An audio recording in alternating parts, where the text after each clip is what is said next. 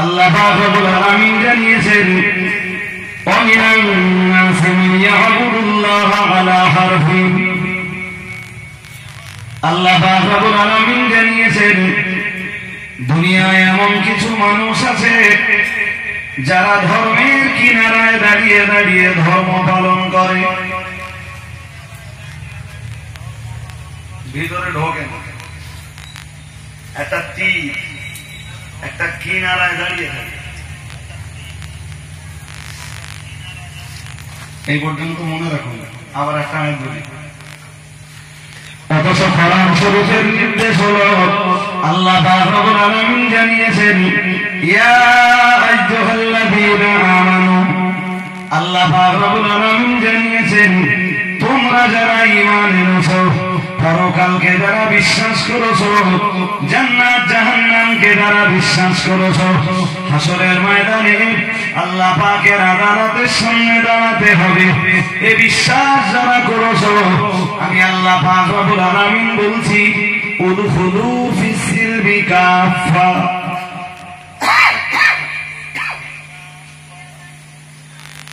ঢুকে পড়ো ইসলামের ভিতরে পুরোপুরি।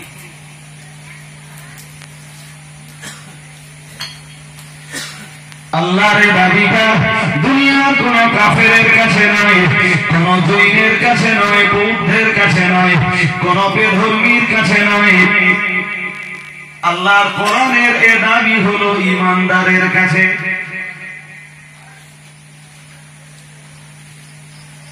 তুমি ঈমান যখন এনেছো, তাহলে তোমার এবারের কাজ হলো পরিপূর্ণভাবে ইসলামের ভিতরে ঢুকে যাওয়া। আরে বাবা, ওই পর্যন্ত শেষ না। সহজে বললে বলা যায় কোরআনের যত আইন আছে প্রায় সমস্ত আইন আল্লাহ দিয়েছেন সব ঈমানদারদেরকে ডেকে।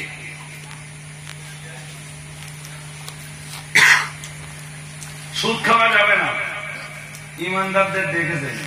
মদ খাওয়া চলবে না, ঈমানদারদেরকে ডাক দিয়ে বিধানটা দিয়েছেন। নামাজ পড়া লাগবে, ঈমানদারদেরকে ডেকে আল্লাহ বলেছেন। রমজান মাসে রোজা রাখতে হবে, ঈমানদারদেরকে ডেকেই বিধান দিয়েছেন। মালের মাল থাকলে যাকাত দিতে হবে, হিন্দু মুসলিম কথা বলে না, মাল থাকলে যাকাত দাও, এই বিধান আল্লাহ দিয়েছেন কোন হিন্দুকে? কারে? আর বলে মুসলমান। আচ্ছা, আগে ইমানদার না আগে মুসলমান? আমি কোন বছর এই মসজিদে ওয়াজ করেছিলাম, কোন এক বছরে আমি এই মসজিদে ওয়াজ করেছিলাম ইমানদার আর মুসলিম। আগে আপনার ভিতরে ঈমান আসবে, ঈমানের দাবি অনুযায়ী যখন কাজগুলো আপনি করবেন তখন আপনি মুসলিম। প্লেন যখন কলেমা পড়বেন, এখান থেকে বিশ্বাস, জবানের স্বীকারোক্তি, এখানে বিশ্বাস করতে হবে লা ইলাহা ইল্লাল্লাহ মুহাম্মাদুর রাসূলুল্লাহ সাল্লাল্লাহু আলাইহি ওয়াসাল্লাম। ব্যাস ঈমানদার।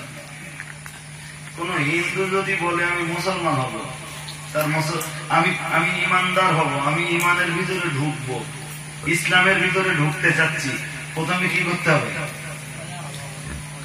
ওই তো সূত্র একই, আগে কলেমা পড়ো, ঈমান আনো, ঈমানের দাবিগুলো মানো, ব্যাস তুমি মুসলিম হয়ে যাও।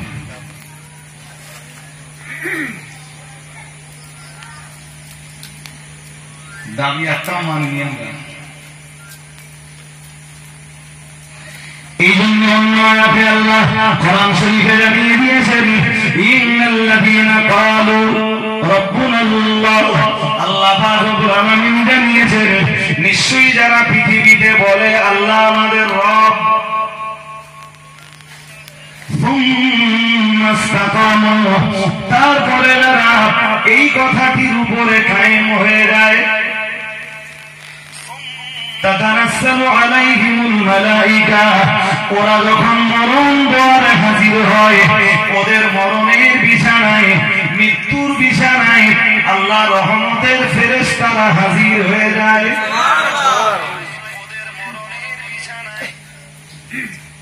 মন দিয়ে শুনুন কথা, দুটো কথা কি, যারা আল্লাহকে রব বলে স্বীকার করে এবং স্বীকার করে তাই না, ওই কথাটির উপরে যারা কায়েম হয়ে যায়, আল্লাহকে রব বলে স্বীকার করার পরে রবের বিধানগুলোকে যারা মেনে চলে, রব আমাকে বিধান দিয়েছেন সুদ খাওয়া চলবে না, সুতরাং সুদ আমি বর্জন করে চলবো। রব আমাকে বিধান দিয়েছেন লটারির টিকিট কাটা চলবে না, জুয়া খেলা চলবে না, সুতরাং আমার রবের বিধান আমার জীবনে ফুটিয়ে তুলবো। রব আমাকে বিধান দিয়েছেন মদ খাওয়া চলবে না, তার জীবনে মদের গ্লাস আর মদের বোতলের দিকে ভালোবাসার নজরেও কোনোদিন তাকাবো না। রব আমাকে বিধান দিয়েছেন হালাল খেতে, হালাল উপার্জন খেতে, আমি হারাম উপার্জনের দিকে কখনো দৃষ্টি নিবন্ধ করব না। রব আমাকে বিধান দিয়েছেন রাত দিনে 5 বার নামাজ পড়তে, আমার জীবনে আমি নামাজ বর্জন করব না। রব আমাকে বিধান দিয়েছেন, মানে আমাকে বিধান দিয়েছেন মাহে রমজানে 1 মাস রোজা রাখতে, আমি সুস্থ শরীরে কখনো রোজা বর্জন করব না।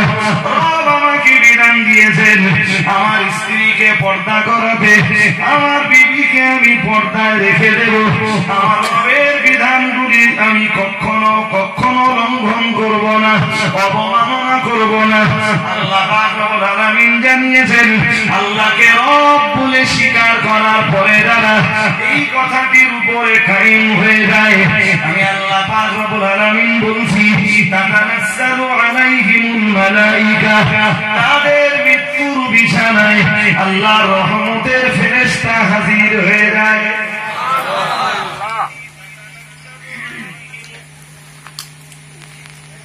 কেন শেষ হয়নি বলা? কাজ কি রহমতের ফেরেশতাদের? কাজ তো কিছু আছে না, ফাও ফাও আসতে তারা। সবাই যখন চোখ মুছতেছে, ও ভালো মানুষ ছিল, ও আল্লাহকে রব বলে স্বীকারও করেছে, রবের বিধান কায়েমও করেছে। এই রকম মানুষ সবাই যখন চোখ মুছতেছে, ওর মৃত্যুর সময় হয়ে গেছে, ও দেখছে আল্লাহর রহমতের ফেরেশতারা হাজির। এমনকি মনে রাখুন এইরকম ইমানদার যারা, এইরকম মুসলিম পৃথিবীতে যারা, তাদের মরণ যদি এমন জায়গায় হয়ে যায় যেখানে তাদের মৃত্যুর বিছানায় তাদের ভাই থাকবে না, তাদের মৃত্যুর বিছানায় তাদের মা থাকবে না, বাপ থাকবে না, আপনজন থাকবে না, বন্ধু বান্ধব থাকবে না, ছেলে থাকবে না, মেয়ে থাকবে না, ও বাবাজিরা ভাইরা, এরকম কোন জায়গায় যদি সে মৃত্যুর করিব হয়ে যায়, এরকম কোন জায়গায় যদি সে মরণ দ্বারে হাজির হয়, কলেমা তালকিন দেওয়ার মতো কেউ যদি না থাকে, তাহলে আল্লাহর রহমতের ফেরেশতার কাজ হলো আল্লাহর এই বান্দাকে কালেমার তালকিন করানো। আর একটু মন খুলে বলেন কি করাবে? কালেমার তালকিন। তো তার আগে ওর কি করতে হবে? কাজ দুটো, রবকে স্বীকার করো আর রবের বিধান। তোমার যদি জঙ্গলে মরণ হয়, কেউ নেই, ফেরেশতায় তোমার কলেমা তালকিন করাবে। তালকিন মানে হ্যাঁ, মনুষ্য ব্যক্তির বিছানায় কালেমা পড়ে শোনানো, পড়তে না বলা থাকে, জাস্ট শোনানো, লা ইলাহা ইল্লাল্লাহ মুহাম্মাদুর রাসূলুল্লাহ সাল্লাল্লাহু আলাইহি ওয়াসাল্লাম। কারণ হাদিস রয়েছে, এর দেখেন ইঞ্জিন ভ্যান যাচ্ছে, বুঝতে পারতেছেন এই রাস্তায় কি ট্রেন চলবে? আরে ভাই পিছিয়ে দেখলে কোই বাদ নেই, আমাদেরকে মুন্ডান। আমি সবকিছু যা বলবো সব কোরআন হাদিসের তথ্য দিই।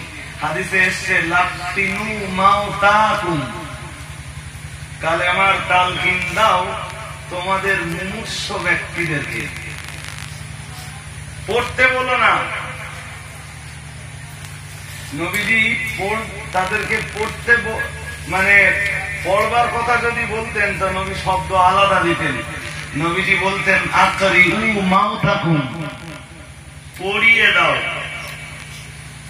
পড়িয়ে দাও তোমাদের ভিতরে যে মানুষগুলো মৃত্যুর বিছানায় পৌঁছে যায়, লা ইলাহা ইল্লাল্লাহ, এটা পড়িয়ে দাও। নবী তা বলেননি, কারণ এই প্রত্যেকের মৃত্যুর সময় একটা যন্ত্রণা আছে। এটাও আমার কথা না, কোরআন বলেছে 26 পারা সূরা কফের ভিতরে আছে, ওয়াজাআত সাকারাতুল মাউতি বিল হক। সাকারাতুল মাউত যেটা মৃত্যুর কষ্ট, যেটা কম হোক আর বেশি হোক সবারই আছে।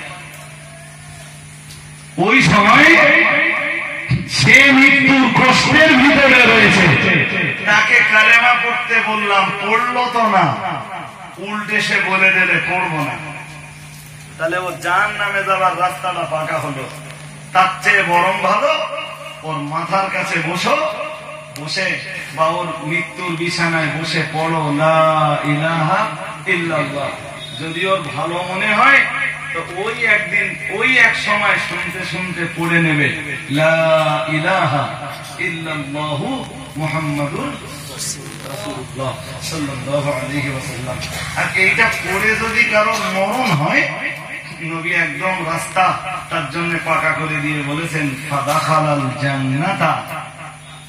যে লোকটা লা ইলাহা ইল্লাল্লাহ এই কথাটা বলার পরে আর কোনো কথা বলবে না, ওটা শেষ কথা, দুনিয়ায় ওইটা শেষ কথা।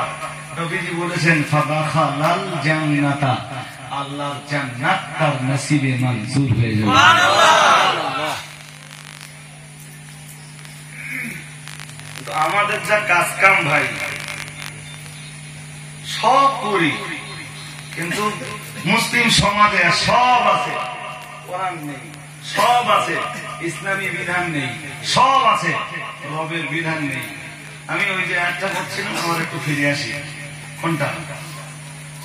কোরআন শরীফে আল্লাহ ঈমানদারদেরকে ডাক দিয়ে বলেছেন ইয়া আইয়ুহাল্লাযীনা আমানু, আল্লাহ পাক রব্বুল আলামিন জানিয়েছেন হে দুনিয়ার ঈমানওয়ালা মানুষের দল, তোমরা যারা ঈমান এনেছো, পরকালকে যারা বিশ্বাস করেছো, আমি আল্লাহ পাক রব্বুল আলামিন বলছি উদখুলু ফিস-সিলমি কাফা, পরিপূর্ণভাবে ইসলামের ভিতরে তোমরা দাখিল হয়ে যাও।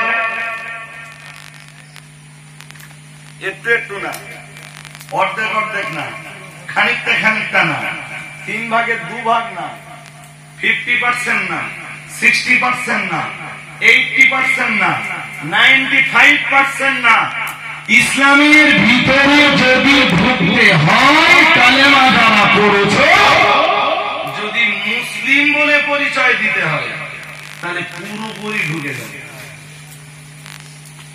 এই বিধান কাদের জন্য দিচ্ছেন? সেই ইমানদার কারা? আমরা না ঘুষ পাড়াই।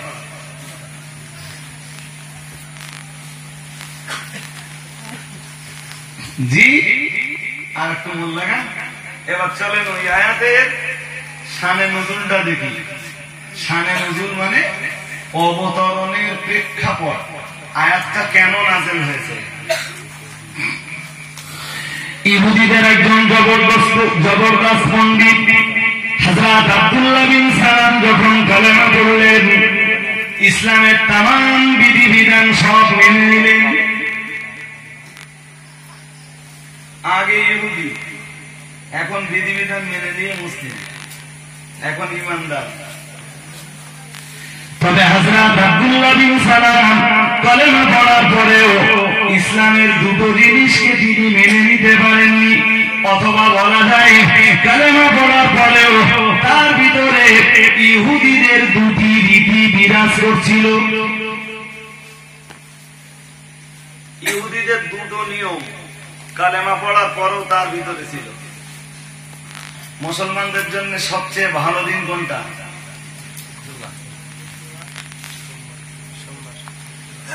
কোন দিন? ইয়াউমুল জুমআ। আল্লাহ পাকের রাসূল জানিয়েছেন, ও সাহাবীরা মনে রাখো, আমি আল্লাহ পাকের রাসূল বলছি, ইন্না ইয়াউমাল জুমআতি সাইয়্যিদুল আইয়াম। যতগুলো দিন আছে সবচাইতে ভালো দিন হলো জুমার দিন। আল্লাহ পাকের রাসূল জানিয়েছেন, অপরই জানিয়েছেন, ওয়া হুয়া আফদালু মিন ইয়াউমিল ফিতরি ওয়া ইয়াউমিল আদহা আও কামা ক্বালা আলাইহিস সালাম। এমনকি জুমার দিন এত ভালো, এত ভালো, আল্লাহ পাকের রাসূল জানিয়েছেন, ঈদের বছরের দুই ঈদের দিন ঈদুল ফিতর আর ঈদুল আদহা চাইতে জুমার দিন ভালো। আর একটু মন খুলে বলে। তবে এটাও দুঃখ, এটা আর একটু আফসোসের সাথে বলতে হয় যে মুসলমানদের ভিড় ঈদগায় বেশি না জুমায় বেশি? তাহলে মুসলমানের কাছে এখন ভালো দিন কোনটা, জুমা না ঈদ? আর আল্লাহর কাছে ভালো দিন কোনটা?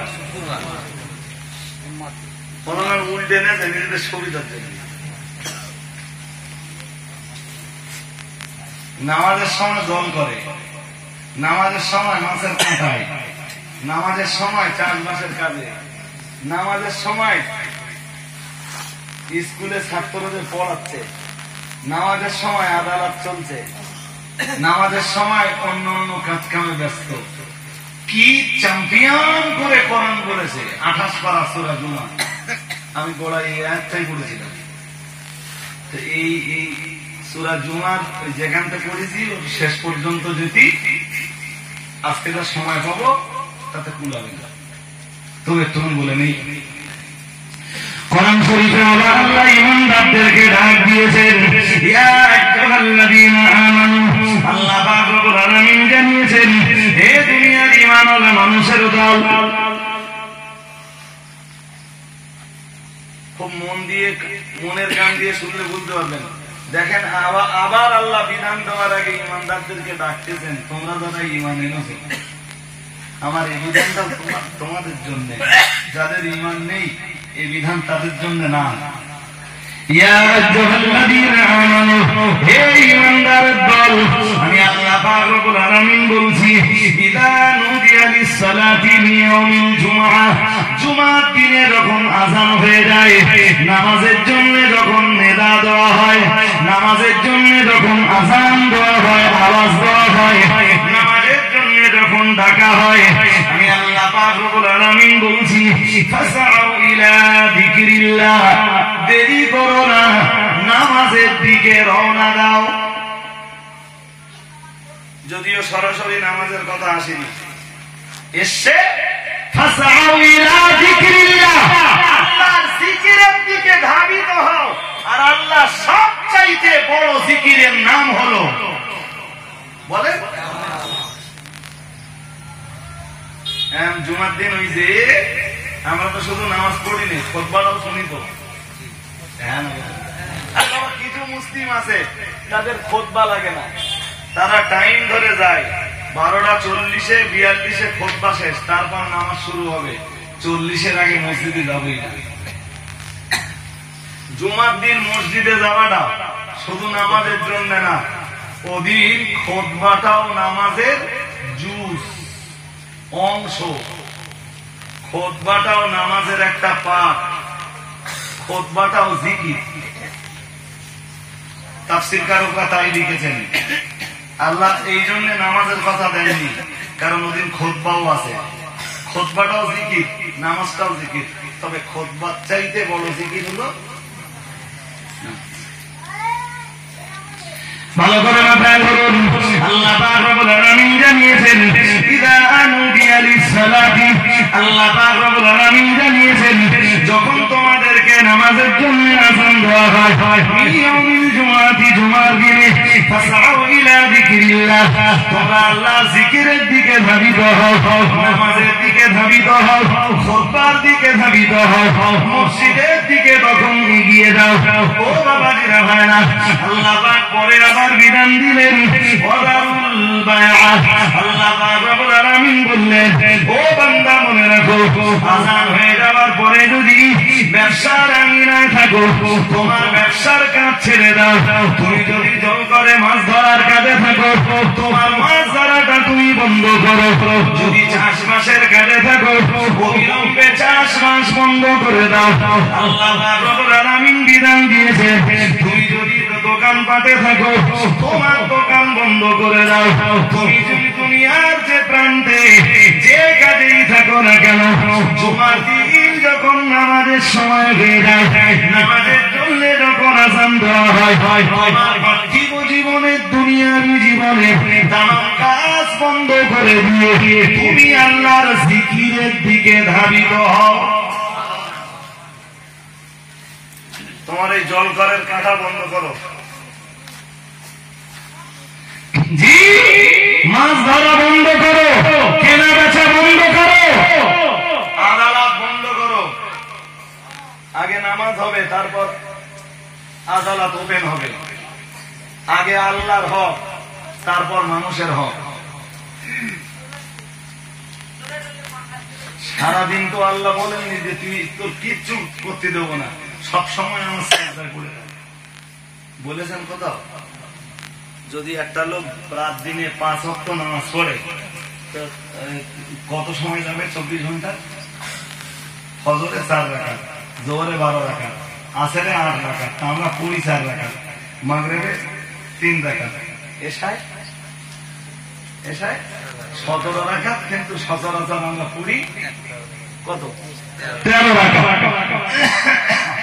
এই 5 ওয়াক্তের নামাজ আমাদের পড়তে সময় যাবে খুব বেশি হলে 1 ঘন্টা। আর তার চেয়ে যারা একটু ধরে ধরে পড়বে আর কি, যারা একটু স্লো মোশনে পড়ে। নামাজের তো আবার মোশন এক একজনের এক এক রকম। কি বলে না, ভুলে যাচ্ছে। হ্যাঁ, তা অধিকাংশের মোশন হলো রাজধানী এক্সপ্রেস মোশন নামাজের। জি, আর 2-4 জন মুসল্লি রয়েছে যারা নামাজ পড়ে একটু স্লো মোশন। আসলে সব নামাজিকে জানতে হবে, আপনি যখন নামাজে দাঁড়ান তখন আপনার রবের সঙ্গে, আপনার আল্লাহর সাথে আপনার কথা হয়। একটু মন করে বলো, কথা যে নবী বলেছেন সে নবী জীবনে মিথ্যা কথা বলেননি। কাফেরদের কাছেও সে নবীর কোনদিন মিথ্যা ধরা পড়েনি। সেই নবী বলছেন ইন্নাল মুসাল্লিয়া ইউনাজি রাব্বাহু, মুসল্লি যখন নামাজে দাঁড়ায় সে তার রবের সাথে কথাবার্তা বলে। তো আপনি আল্লাহর সাথে কথা বলবেন একটু স্লো মোশনে, না ধীর গতিতে, না খুব দ্রুত গতিতে? কিছু বলেন না। আর যদি ধীর গতিতে বলা হয় ঝড়ের মতো। আলহামদুলিল্লাহি রাব্বিল আলামিন রহমানির রহিম মালিকি ইয়াউমিদ্দিন ইয়াকা না'বুদু ওয়া ইয়াকা নাস্তাঈন ইহদিনাস সিরাতাল মুস্তাকিম সিরাতাল লাযীনা আন'আমতা আলাইহিম গায়রিল মাগদুবি আলাইহিম ওয়ালাদ-দাল্লিন। 17 মিনিটে 20 রাকাত তারাবি শেষ। আর যে হুজুর তারাবি স্লো মোশনে পড়াবে সে হুজুরের পেছনে লোক হবে না। ভুলে যাচ্ছে না? তাহলে এক কাজ করেন, আমার এক আত্মীয় ছিল ভাই, বললে যদি গোনা হয় আল্লাহ আমার ক্ষমা করবে। বল সমালোচনার জন্য বলছি না, শুধু প্রসঙ্গ এসে বলছি। তা আমার তখন সে আর বলতি নেই ভাই, আমার বোন বিয়ে দিয়ে আমি গেছি। তখন ছোট মাদ্রাসায় পড়ি তখন আমি মৌলানা পাস করিনি। তখন সাইকেলে গেছি, রোজার মাস। তা জিজ্ঞেস করতেছি রোজা আছেন? যে বোনটা বিয়ে দিচ্ছে সেটা আমার ছোট। আমার উত্তর দিচ্ছে মুসলমানের ছেলে রোজা না রাখলে হবে? তাই আমি বুঝতে পারছি যে উত্তর দিয়ে বাঁচার চেষ্টা করতে হবে। আর একটা তারাবি কোন জায়গায় পড়ে তো ইমাম সাহেব সব অনেক সময় লেলায়, ওই জন্য আমি একলা একলা বাড়ি করি। তার মানে তো বলতেছে ইমামরা সময় নাই, তার মানে তো বলতেছে ওই 8 ঘন্টা আগে তো কোনো মসজিদে হয় না, আমি বাড়ি করি 4-5 মিনিট হয়ে যায়। এগুলো গল্প না, বলো বাস্তব কথা বলছি। 4-5 মিনিট তারাবি আপনি করাঘাত পড়েন 8 না 20। 8-এর আবার একটা ব্যাপার আছে, নামাজ আমিরা পড়ে 20 রাকাত করি। আচ্ছা 20 রাকাত তারাবি পড়তে গেলে 20 দোকানে 40টা সাজদা। সাজদা কটা? 40। আর 20টা রুকু। এর কমে তো আর হচ্ছে না। তাহলে 40 আর 20 60। এবারে শুধু তো মাথা উঁচু নিচু করলে হবে না, কিছু বলার কথা আছে তো না? নেই। আচ্ছা ওসব সব ছেড়ে দেয়। 20 রাকাতে 20 বার সূরা ফাতিহা করতে হবে। তাহলে আপনি 4-5 মিনিটে 20 রাকাত তারাবি শেষ করেন কি? তাহলে খোকা এবার বুঝতে পারতেছেন তো? খোকা বুঝতেছেন কি হয়? বাহ, কিন্তু খোকা আমি ওই সূরা ফাতিহার শুরুটা পড়ি আর শেষটা পড়ি। এরকম আলহামদুলিল্লাহি রাব্বিল আলামিন গায়রিল মাগদুবি আলাইহিম ওয়ালাদ-দাল্লিন।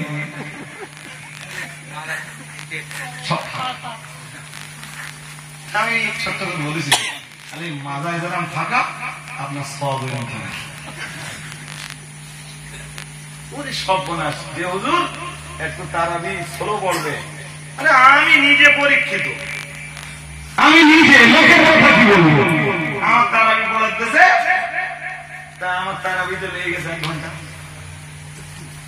সূরা তারাবিতে যদি 1 ঘন্টা লাগে, তা সাধারণত প্রশ্ন বাজানোর কথা ওর কা হুজুর পড়ায় 35 মিনিট হয়ে যায়, আমার 1 ঘন্টা লাগতেছে, 25 মিনিট বেশি। জি শ্রোতা সব লম্ব-ঝম্ব ছুটে গেছে।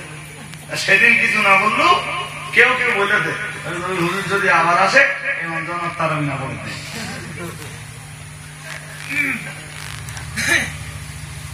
আপনি বলেন সত্য, একদম সত্য কথাটাই বলেন নিরপেক্ষ দৃষ্টিভঙ্গি দিয়ে।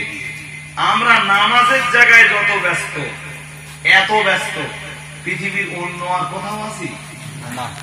আছি তো আল্লাহর ইবাদতের জায়গায় এত ব্যস্ত কেন?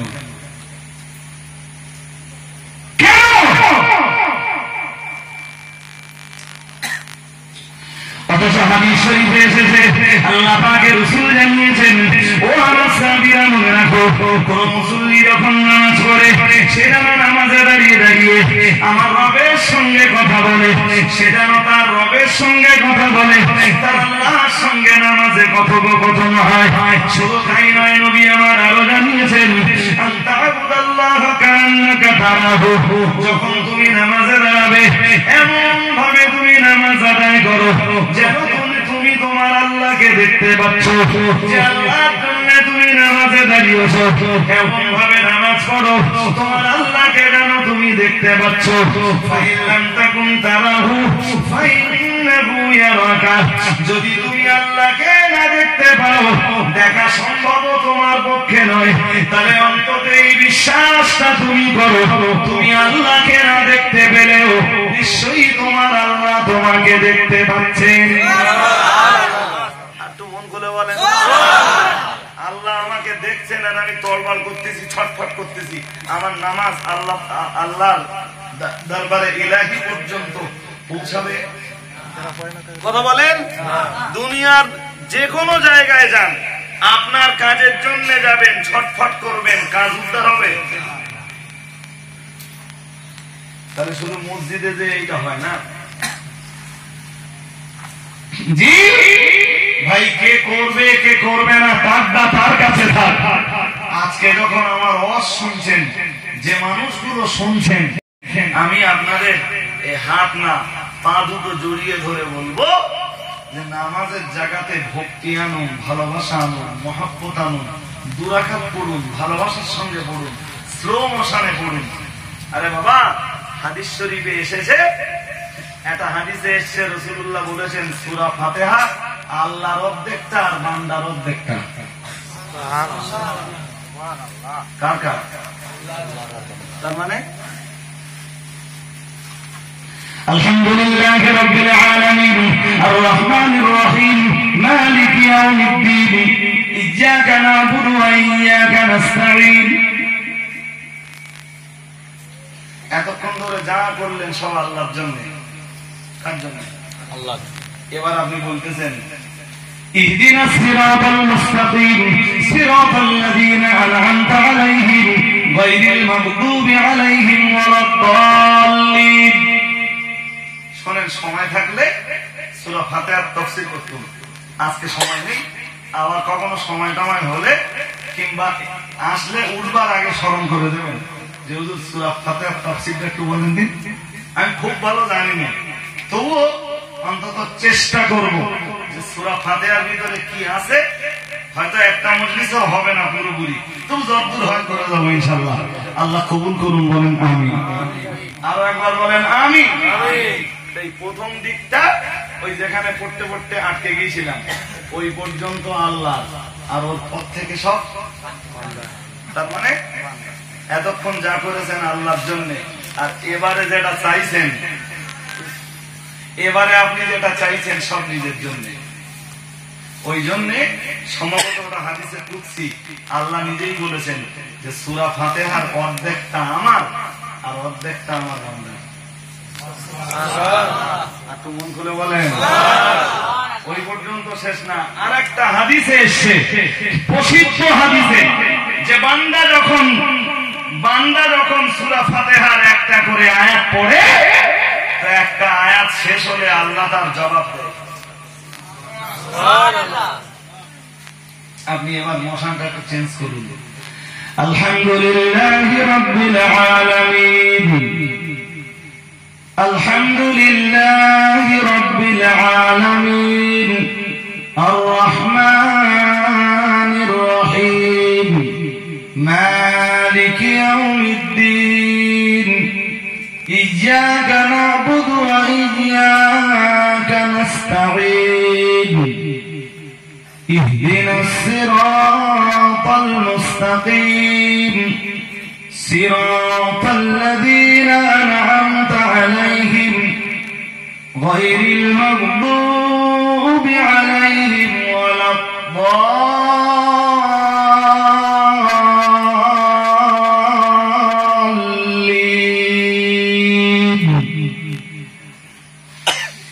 কাবা শরীফের যত ইমাম আছে, আপনি নামাজের সূরা ফাতিহাটা শুনবেন, দেখবেন ঠিক স্লো মোশনে পড়ে যাচ্ছে।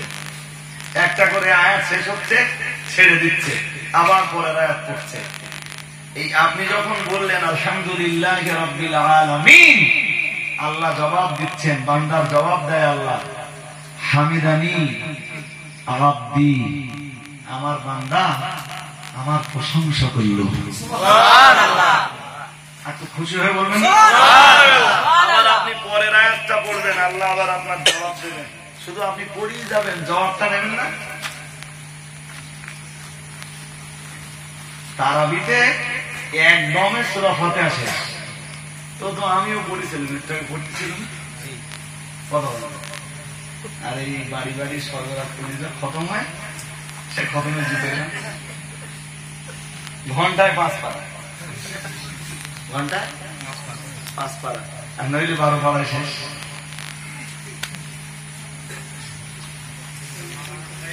চাচা ডেকে বলে দেবে, চাচা খতম হয়ে গেছে।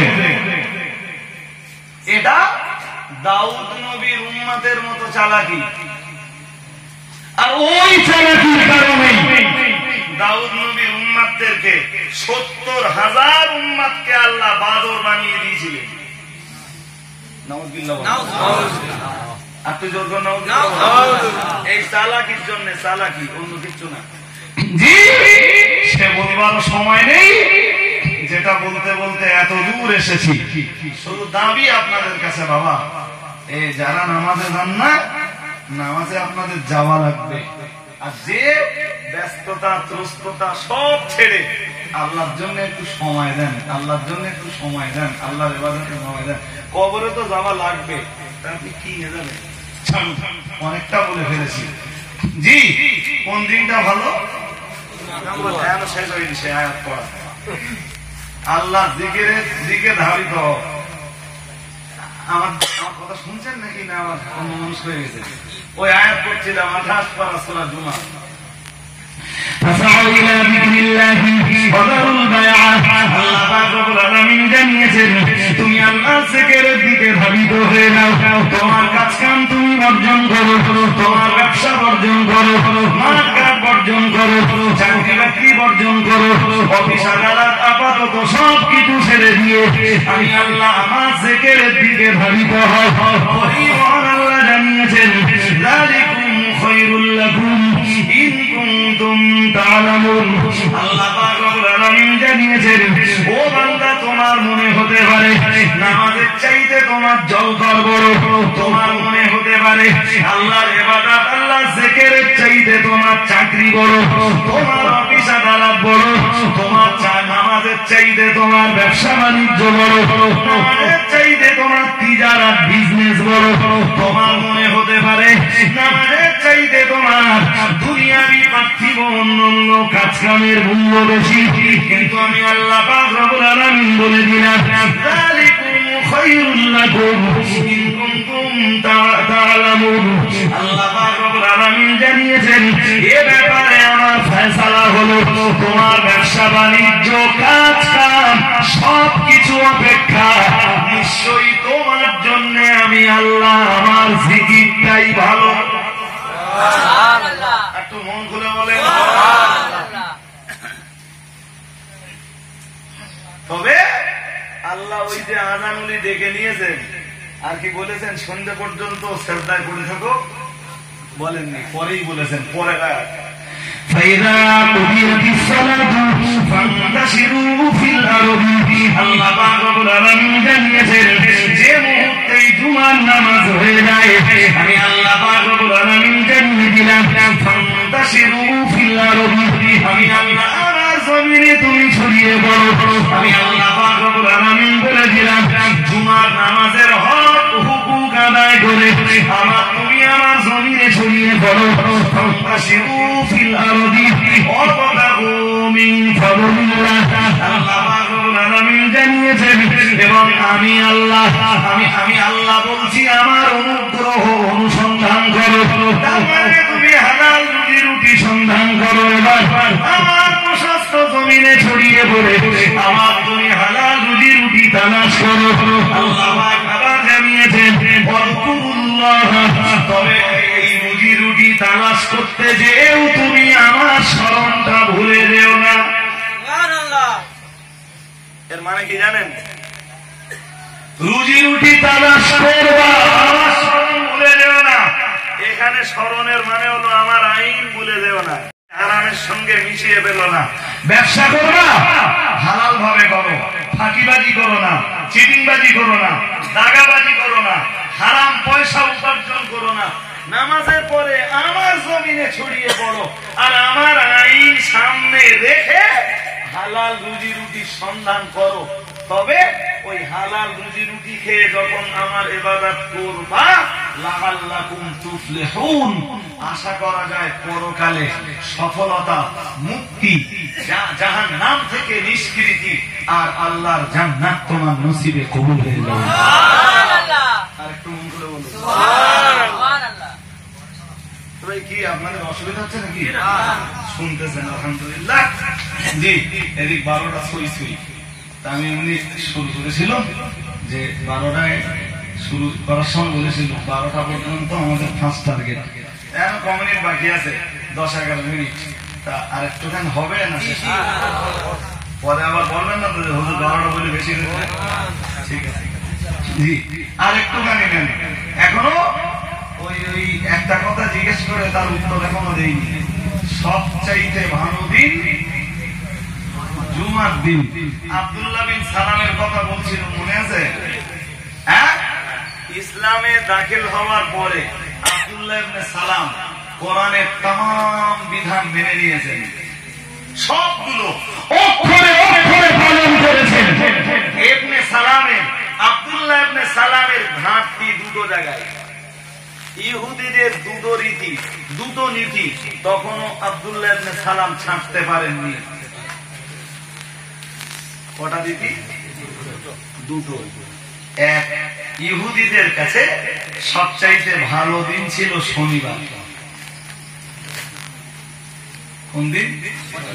আর মুসলমানদের কাছে ভালো দিন জুমার দিন।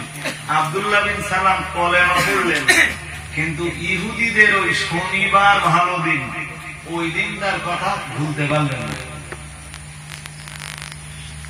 তখনও মনে হতো যে শুক্রবারের চাইতে শনিবার ভালো।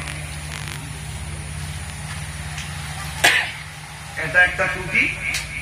আব্দুল্লাহ ইবনে সালামের আর একটা ত্রুটি ছিল, উটের দুধ পান করতেন না। কিসের দুধ? হালাল না হারাম?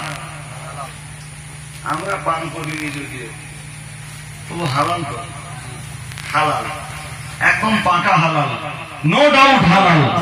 জি, কিন্তু ইসলামে দাখিল হওয়ার পরেও আব্দুল্লাহ ইবনে সালাম আগে যে ধর্মের উপরে বহাল ছিলেন, ওই ইহুদি ধর্মের রীতি ছিল উটের দুধ পান না করা।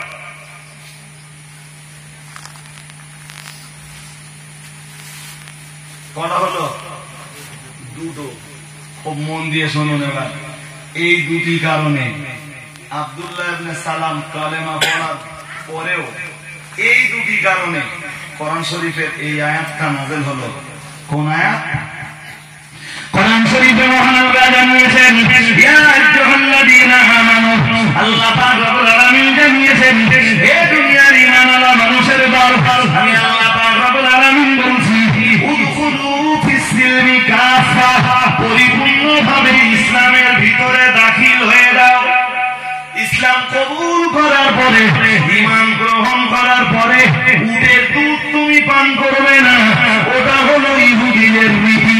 শুক্রবারের তুলনায় শনিবারের দিনটাকে বেশি মর্যাদা দেবে, ওটাও ইহুদিদের রীতি। যদি ইসলামের ভিতরে ঢুকতে হয়, ইহুদিদের ও দুটি রীতিকেও পুরো বর্জন করে পরিপূর্ণভাবে তোমরা ইসলামের ভিতরে শামিল হয়ে যাও। আরে ভাই, কথা এই পর্যন্ত রেখে যদি এবার ওই আয়াতটাকে আমাদের ক্ষেত্রে কাজে লাগানো হয়, আব্দুল্লাহ ইবনে সালামের কথা এবারে খানিকক্ষণের জন্য ভুলে যান। জি, নিজের কথাটা ভাবুন যে আমি কালেমা পড়ার পরে ইসলামের কত বিধিবিধান মানিনি। আমি ইসলামের ভিতরে আছি না বাইরে আছি?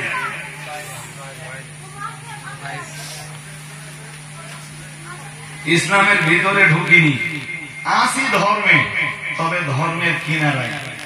ধর্মের, হ্যাঁ, সভা হলি, চাঁদা দেই, নবী দিবস হলি চাঁদা দেই, মাদ্রাসা মসজিদে সভা হলি, মাদ্রাসা শুনতে যাই, ঈদের নামাজের দিন যাই। মানুষ মরে গেলি মাটি দেই, জানাজা পড়ি, আসি তো ধর্মে নেই, আসি মগার ধর্মের কিনারায়।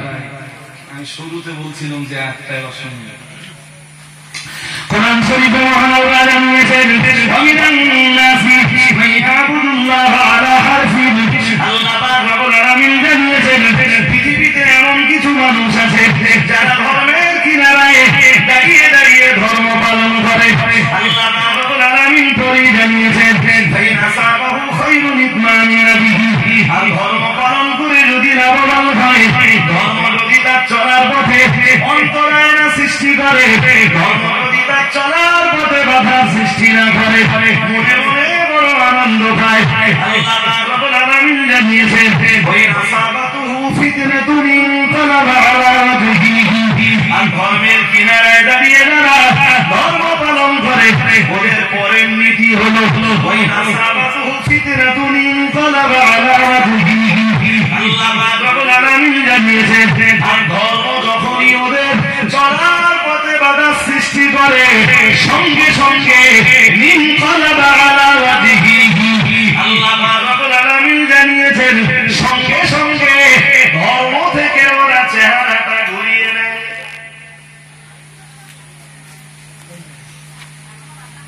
বুঝতে অসুবিধা হচ্ছে নাকি? হ্যাঁ, ধর্ম পালন করে যদি লাভবান হয় বা যদি দেখে ধর্ম আমার চলার পথে বাধা দিচ্ছে না, আমি যা করতেছি ধর্ম হ্যাঁ বলতেছে, তো মনে মনে খুব আনন্দ পায়, তাই তো বেশ তো ভালোই হলো জি।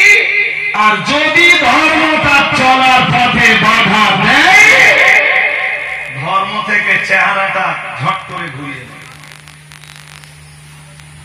আরে ভাই, কোরআনের আয়াত, কোন আয়াত, আমি আমার যতটা অভিজ্ঞতা এই ছোট বয়সে, জি আমি বেশি কেতাবও পড়িনি আর খুব বেশি বয়সও হয়নি যে অভিজ্ঞতাও বাড়বে, তা যেটুকু অভিজ্ঞতা হয়েছে তাতে আমি যা বুঝেছি, ভাই এই কোরআনের কোন আয়াতই ততক্ষণ বোঝা যায় না যতক্ষণ তা বাস্তবের সাথে মেলানো না হয়। চলুন ওই আয়াতটা বাস্তবের সাথে মিলাই, মেলাই। এখন রবিউল আউয়াল মাস চলছে, বিপুল পরিমাণ নবী দিবস হচ্ছে, যদিও পরিমাণ লকডাউনের প্রভাবে এবারে অনেক। আরে ভাই, যেসব হুজুরদের এই সময় ডায়েরির পাতা খালি থাকে না, সেসব হুজুররা সব বসে, আর হাঙর যারা, তাদের পরিস্থিতি আরো। কথা বুঝতে পারছেন না? 20,000 পর্যন্ত নজরানা হয়, তা 3টে আনতে গেলে তো 60 দিতে হবে। এই তো জনগণের অসচ্ছলতা, দৈন্যতা। জি না দে, এবার সভা হবে না, হুজুরকে সম্মান হবে। আমার গুলো জব্দ হইতো যদি বছর লকডাউন হইতো। শুধু ধর্ম ব্যবসার উপর নির্ভরশীল, জি খানিকটা জব্দ হইতো, কিন্তু সেই জব্দ হতে গেলে আবার জনগণ জব্দ হয়ে যাবে। আল্লাহ জনগণের আর্থিক অবস্থা স্বাভাবিক করে দিন, বলেন আমিন। আরো একবার বলেন আমিন। এইটাই বলতেছে, আবার নাকি লকডাউন করবে, আমার তো ভয় হয়ে যাচ্ছে। ভয় মানে অন্য কিছু না ভাই, মাদ্রাসা আজকে 6 মাস বন্ধ, এবছর 38টা মেয়ে বুখারিতে উঠেছে, এখনো বুখারি ওপেন করতে পারিনি। টোটাল অন্য হাদিসের মুসলিম, আবু দাউদ, নাসাই, ইবনে মাজাহ, তিরমিজি এসব হাদিসের কিতাব শেষ না হলেও বুখারীটা প্রথম থেকে প্রতি বছর শেষ হয়। জি এই খতম করবো কি করে? গত বছরের বুখারী খতম এখনো বাকি আছে। গতবারে যে 15টা আমি মানে বুখারী খতম করেছে, তাদের এখনো শেষ হাদিসটা পড়ানো হয়নি, একটা হাদিস ঝুলে আছে। অনুষ্ঠানই করতে পারিনি, পরিবেশ পাইনি, কি করে? ইসালাস্তাও হয়ে গেলে সময় সুযোগ বুঝে ওই 15টা মেয়েকে নিয়ে ওদের খতমে বুখারীর অনুষ্ঠান এবং দোয়ার অনুষ্ঠানটা করতে হবে। আপনারা খবর পেলে ইনশাল্লাহ যাবেন। দাওয়াত এখন তো করতে পারছি না পুরোপুরি, অন্তত আপনাদের দাওয়াতের অর্ধেকটা করে রাখবেন, আর অর্ধেকটা যখন খবর পাবেন তখন হয়ে যাবে। যাবেন। আর আমার 38 সেট কেতাব লাগবে। কত? মানে বুখারী, মুসলিম, আবু দাউদ, নাসাই, ইবনে মাজাহ, তিরমিজি, এই 66টা কেতাব সবগুলো মিলে একটা সেট। আরবি বাংলা না, মূল বই আপনার কাছে একসাথে পুরো সেট দিলি, যারা মদ্দালক হিসেবে একটু দুর্বল মতো আর কি, তারা সাবেক হবে না। ওই 9-10 হাজার টাকা করে একটা করে সেট পড়বে, একটু খুঁজে দেখেন। কেউ যদি এখন, যদিও অবস্থা খারাপ জনগণের, তা আমাদের মেয়েদের যদি আমরা কেতাব না দিতে পারি, ওরা পড়বে বাকি। আর খাদিজা মাদ্রাসা ফান্ডও মজবুত নয় যে আমি ওই কেতাব ফান্ডের টাকার থেকে কিনে দেবো। যেভাবেই হোক জনগণের কাছ থেকে এই টাকা আমার ওসল করতেই হবে। কথা বুঝতে পারেন? হবে বলে কি মনে হয় আপনাদের? 38 ইন্টু 10 3 লাখ কত হচ্ছে? 80। তবে হ্যাঁ, খুশির খবর হলো এই 38টা সেট কেতাব থেকে গেলে এর পরের বার 50টার বেশি মেয়ে বুখারিতে যাবে, মানে ওদের জন্য আবার যদিও কিনতে হবে, কিন্তু এই 38টা পেয়ে গেলে সামনের বছর আর অত ঝুঁকি থাকবে না। মানে কেউ যদি এক সেট কেতাব দেয়, মাদ্রাসা যতদিন থাকবে আর কেতাব যতদিন থাকবে, ওই কেতাব পড়ার ধারাবাহিকতা বন্ধ থেকে যাবে। মানে ওরা পড়ে বাড়ি যাওয়ার সময় তো কেতাব দিয়ে দেবো, পরের বার যারা আসবে আবার ওই কেতাব পড়বে। একজন হাজির সাহেব এসে সেদিন এক সেট কেতাব আমার হাতে দিয়ে গেছেন আর বলেছেন, হুজুর দোয়া করেন যদি আমি পারি, আমি তো সব বুঝে গেলাম, হুজুর পারলে আমি আর এক সেট কেতাব দেব। আমার টাকা দিতে হবে না, আমার হাতে টাকা দিতে হবে না। টাকা যখন না দেবে তাহলে সন্দেহ কেটে যাচ্ছে। এক সেট করে কেতাব কিনে কেন দিতে হবে? দারুল ইরশাদ ইসলামিয়া, তার মানে ওই নাকোদা মসজিদ, নাকোদা মসজিদের পাশে লাইব্রেরিটা আছে, দারুল ইরশাদ ইসলামিয়া লাইব্রেরিটার নাম। ওই লাইব্রেরি থেকে কিনে এনে দেবেন, হয়তো আরো কমে হয়ে যাবে কলকাতা থেকে নিলে, বসিরহাটে তো দাম বেশি। জি, আর টাকা যদি সব আমার হাতে আসে, আমি কলকাতা থেকেও নেব না, আমি ডাইরেক্ট ইউপি থেকে। তাতে সুবিধা কি হবে? আমি আরো কমে পাবো। জি, কিন্তু এই মেয়েগুলোর কেতাব আমাকে দিতেই হবে। যাক ছাড়ুন, তা আমি যে কথাটা বলছিলাম ওই কথাটা শেষ করে নেই। আগে বলছিলাম যে কিছু মানুষ আছে যারা ধর্মের কিনারায় দাঁড়িয়ে ধর্ম পালন করে, বাস্তব চিত্রটা বোঝাতে যে মন অন্যদিকে দিলে হবে না ভাই, বোঝাতে যে বলছিলাম দেশ জুড়ে নবী দিবস পালন হচ্ছে, সুদখোর, মদখোর, গাঁজাখোর সবাই টাকা দিচ্ছে তো। আরে হ্যাঁ না বল, আর টাকা নেওয়ার সময় বেঁচে নেওয়া নয়, আর বেঁচে নেওয়ার ক্ষমতা আমাদের আছে। হ্যাঁ, গ্রামে তো লেটু লেটু বেঁচে যাবে, আর আমার টাকা দিবি না মানে সমস্যা না, সমস্যা না। ফেতনা এখন আম হয়ে গেছে, বাঁচতে গেলেও সমস্যা। আমাদের গ্রামে একবার ঘটনা ঘটেছে ভাই, রমজানের ইফতার, শুধু বলেছে অমুখের ইফতার নেব না, ব্যাস। এবারে ওই যে 30 জন লোকের নামে লিস্ট হয়েছে, একজনের ভাবতেছে যে বাকি যে 30 জনের নাম লিস্ট হয়েছে এদের কোথায় কি ধোকাতে খাওয়া হচ্ছে।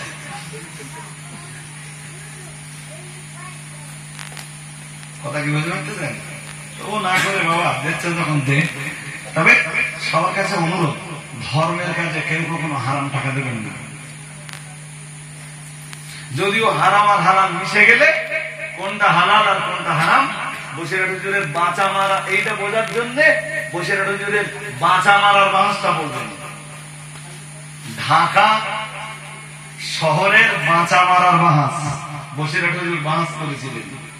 তদানীন্তন আলেমদের বিরুদ্ধে কোন জায়গায় অস করা যাবে, কোন জায়গায় অস করা যাবে না, কাদের টাকা নেওয়া যাবে, কাদের টাকা নেওয়া যাবে না, সুদখোরের টাকার ভিতরে যদি ভালো মন্দ মিশে যায় তার টাকা নেওয়া যাবে কি যাবে না, কথা কি বুঝতে পারতেছেন? সে আবার যদি খুব ভালো করে পড়েন আমার ধর্ম তো পড়তে বলছে, আপনার জ্ঞানের তো শেষ থাকে না ভাই। আমি গত 2 দিন আগে রাত্রে বাঁচা মারার বাহাস করছিলাম, বাঁচা মারার বাহাস। সেই বাহাসে বসিরহাট হুজুর কেবলা জয়লাভ করেছিলেন, কোন শব্দ না করে, কোন আওয়াজ না করে, কারোরে না বলে বাহাস করতে করতে মোল্লাগুলো সব পালিয়ে গেল। বেশ আগে বড় বড় প্রশ্ন করছিল বসিরহাট হুজুর, করতে করতে 1 বার 2 বার 3 বার, মানে 20 মিনিট করে টাইম এক এক পক্ষে। তার প্রথম পক্ষে বসিরহাট হুজুর 20 মিনিট বক্তব্য দিলেন। ওরা উঠে প্রথমবার বেশ লম্বা করে বক্তব্য দিলেন। তারপর বসিরহাট হুজুর বলার পরে ওদের গলাটা একটু ছোট হয়ে গেল। তারপরে হুজুর আবার বক্তব্য দিলেন, ওদের গলা আবার ছোট হয়ে গেল। 3-4 বারের ভিতরে ওরা পরাজিত হয়ে বাংলাদেশের ময়দান ছেড়ে পালিয়ে গেল। আর একটা মন খুলে বললাম,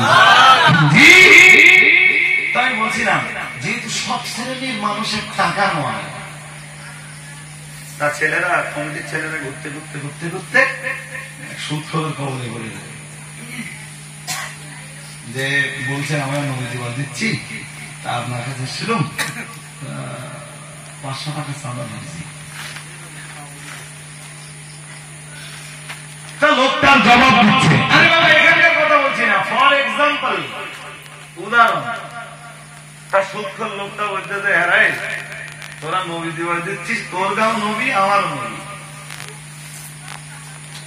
তো নবী দিবসে আমার ধার্য করবি কেন? আমার নবী, আমি তো 500 জায়গায় 2000 দিতে পারি। তা ছেলেগুলো তখন কারোর মাথা নিচু হয়ে গেছে, কেউ গাঁটে গাঁটানি করতেছে। আচ্ছা আপনি যেটা ভালো মনে করেন দেন। তা লোকটা 2000 টাকার একটা নোট বার করে দিচ্ছে আর বলতেছে দেখ জীবনে কিছু করতে পারি আর না পারি, অন্তত নবী ভালো তো বেশি দেয়। নবী 2000 টাকার নোটও দিলে, ওর ভিতরে একটা মাদ্রাসার ছেলে মতো ছিল, 2-4 বছর পড়েছে। ও বলতেছে ভাই তা নবীর ভালোবাসায় আপনি 2000 টাকা দিচ্ছেন, কিন্তু পুরো এলাকা জানে যে আপনি সুদ খান। কিছু যদি মনে না করেন, যে নবীর ভালোবাসায় আপনি 2000 দিচ্ছেন, এই নবীর ভক্তিতে আপনি একটু সুদ খাওয়াটা ছেড়ে দেন না। তা লোকটা তখন বলতে তুই বলতে পেকে গেছিস না, এক কথা ছেলে এই সুদ খাওয়া যাবে না, মদ খাওয়া যাবে না, গাঁজা খাওয়া যাবে না। এই জমানায় ওসব কথা অত মেনে চলতে গেলি হবে না। এতক্ষণ নবী ভক্তি দেখাচ্ছিল না? হ্যাঁ তার মানে ওর অবস্থানটা হলো ধর্মের কিনারায় দাঁড়িয়ে দাঁড়িয়ে ধর্ম পালন করতে হলো। এতক্ষণ ওর কেউ বাধা দেয়নি, সুদের জায়গায় বাধা দেয়নি বলেই ও বিরাট নবী ভক্তি দেখাচ্ছিল। আর যেই সুদের জায়গায় বাধা পড়েছে, ও সঙ্গে সঙ্গে ধর্ম থেকে চেহারাটা ঘুরিয়ে নিয়ে বললে এই জমানায় ও সব কথা অত মেনে চলতে গেলি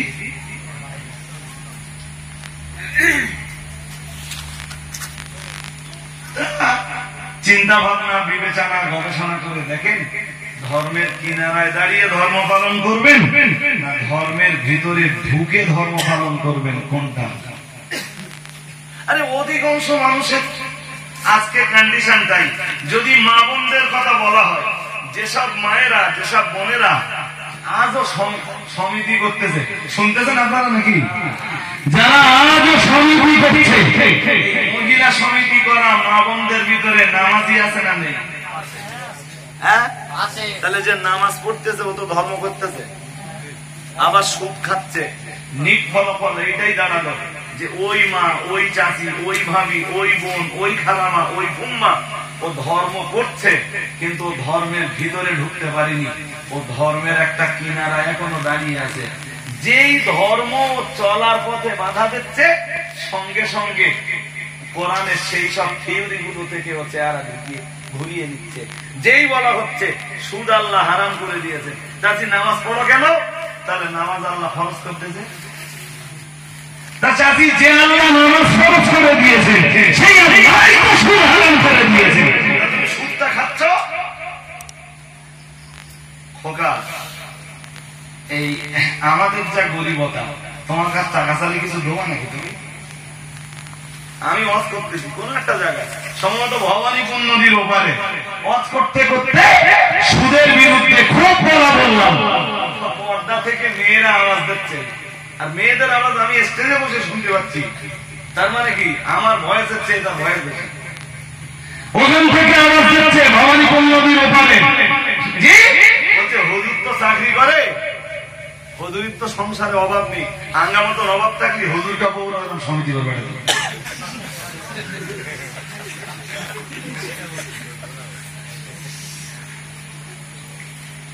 কি ভাবতেছেন আপনি?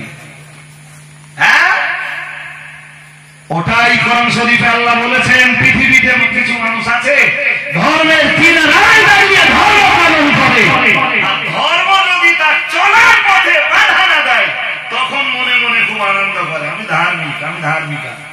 আর যেই বাধা দেয় সেই চেহারাটা ভালো করে মাথায় রাখুন। আল্লাহ পাকের কোরআন এদের ব্যাপারে জানিয়ে দিয়েছে। আল্লাহ পাক রব্বুল আলামিন জানিয়েছেন, দুনিয়ার এইরকম ধার্মিক যারা, আমি আল্লাহ পাক রব্বুল আলামিন বলে দিলাম, খসরাত দুনিয়া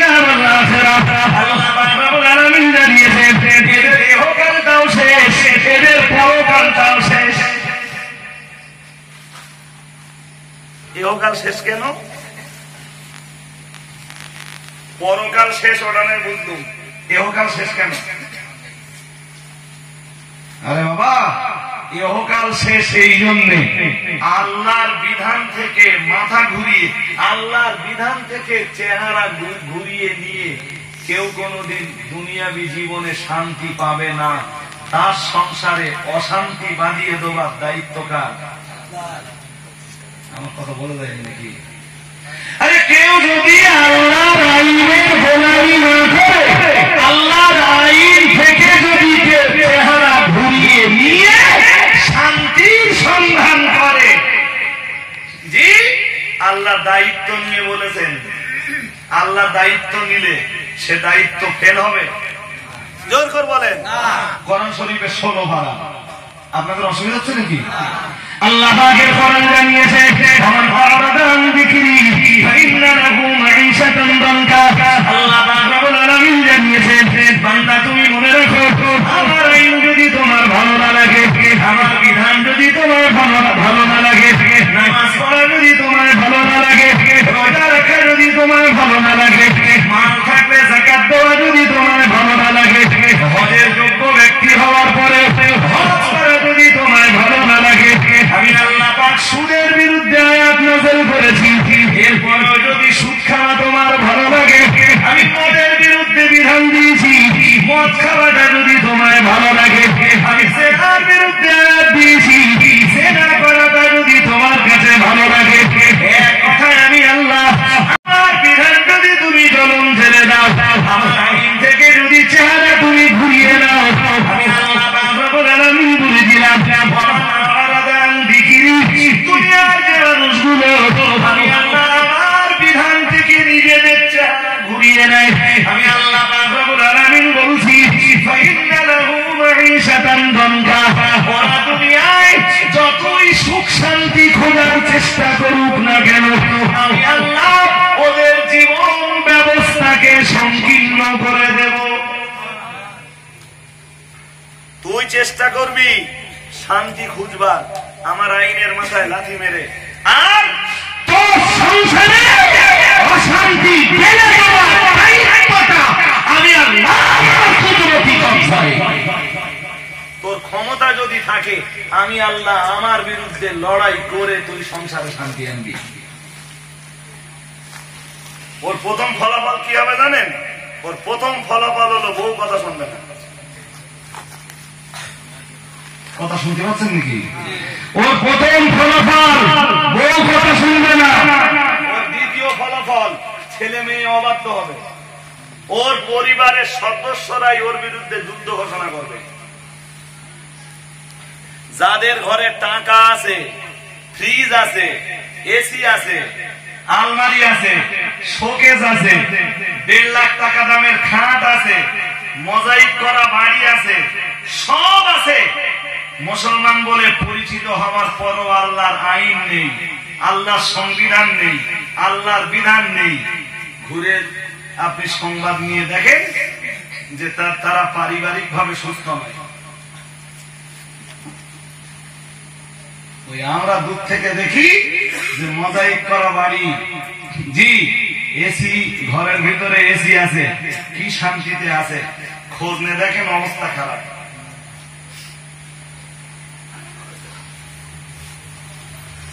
আমার কথা বিশ্বাস করেন না অবিশ্বাস?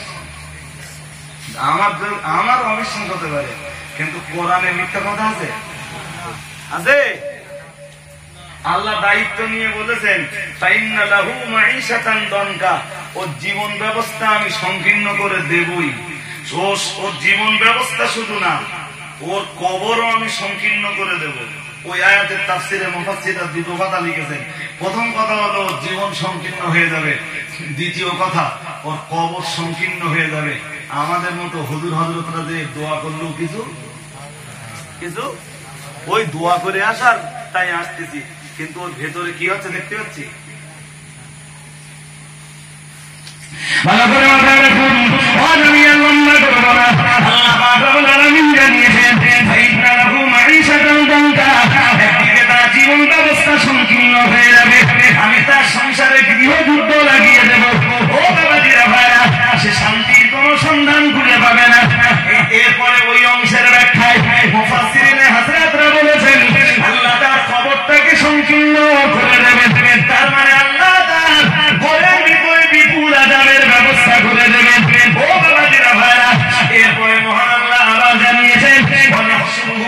ইয়াউমাল কিয়ামাতি আমা।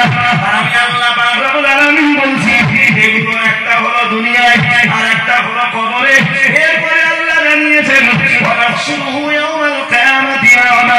আর যখন হাসরের ময়দানে উঠবে আমি আল্লাহ পাক রব্বুল আলামিন ওরে সম্পূর্ণ অন্ধ করে দেব। শুনছেন নাকি? ও পুরো অন্ধ হয়ে উঠবে। ও আল্লাহ পাক রব্বুল আলামিনকে ডেকে বলবে ফালা রাব্বি লিমা হাসারতানি আমা। আল্লাহ পাক রব্বুল আলামিনকে ডাক দিয়ে বলবে ও রব্বুল আলামিন আজ তুমি আমায় কেন অন্ধ করে দিয়েছো?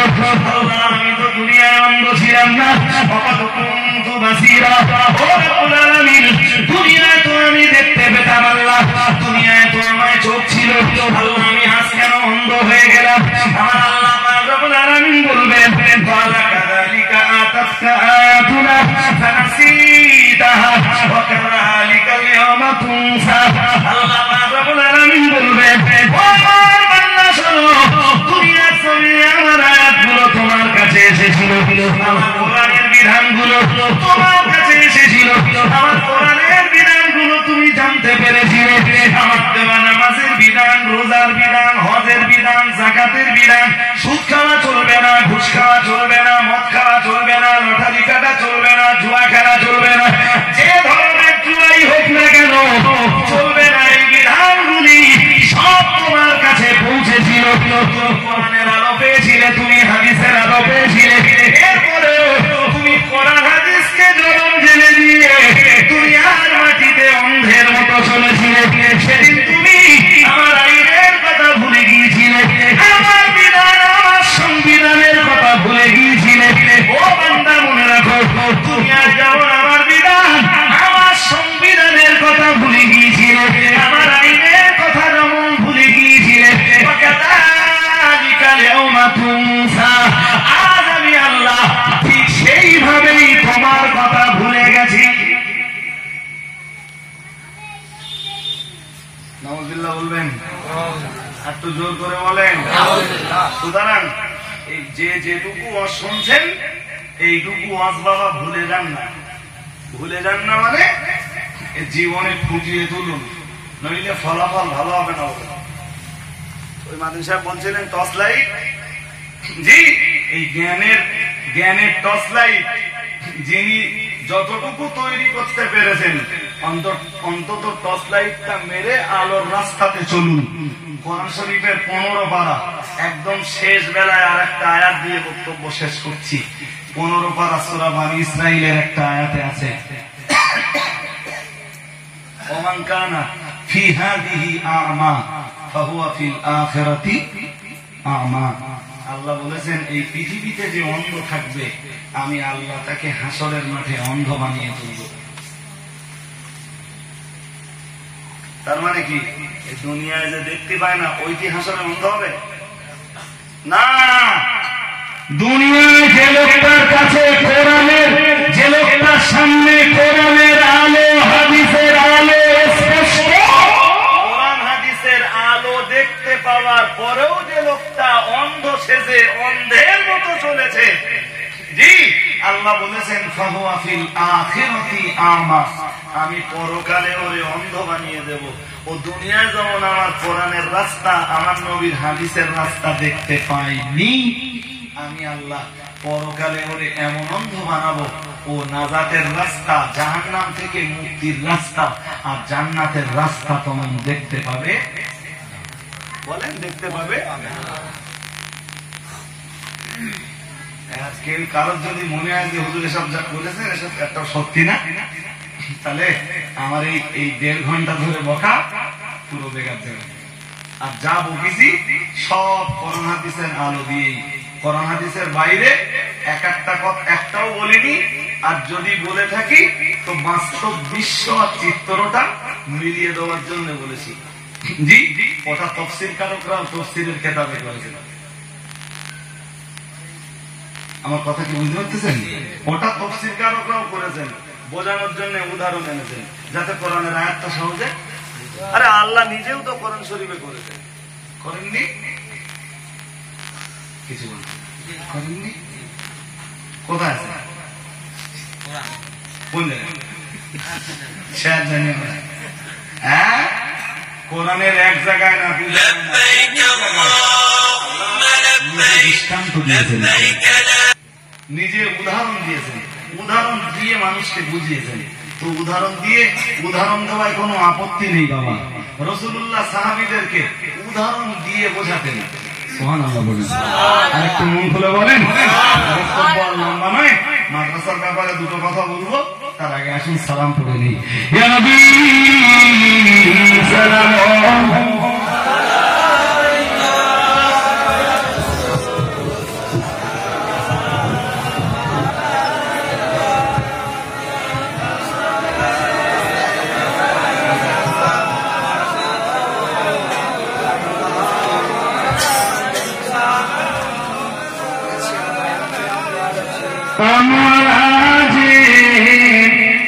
আপনার দিওয়ানা আপনি যে মদের ঠিকানা কবে যাব আবার মদিনা